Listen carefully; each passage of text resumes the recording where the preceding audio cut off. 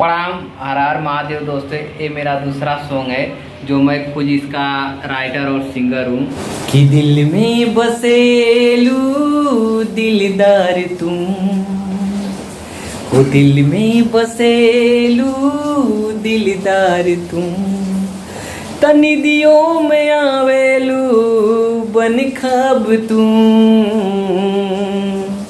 त दिल में बसेलू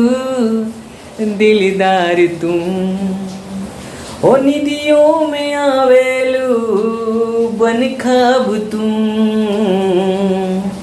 ओ दिल में बसेलू दिलदार तुम, त निदियों में आवेलू दिलदार तुम, त दिल में बसेलू दिलदार तुम,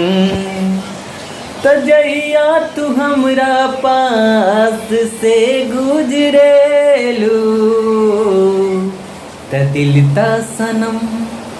आ दिल ता सनम जोर जोर से धड़के,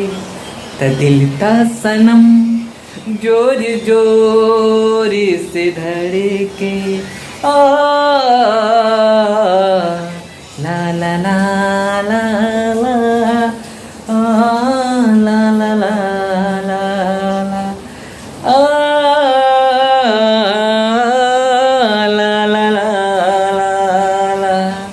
दोस्तों ये मेरे सॉन्ग है,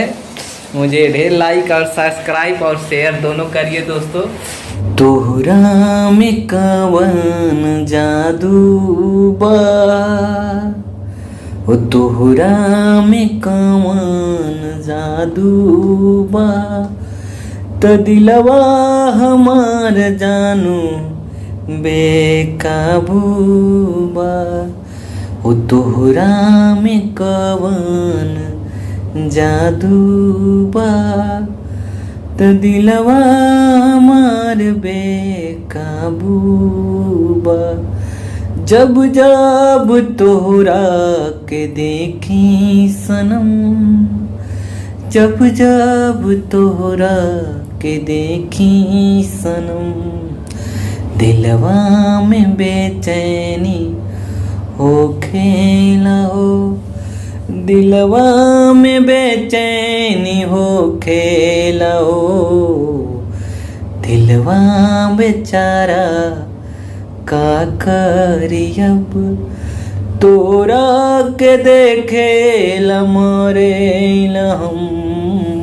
दिलवा बेचारा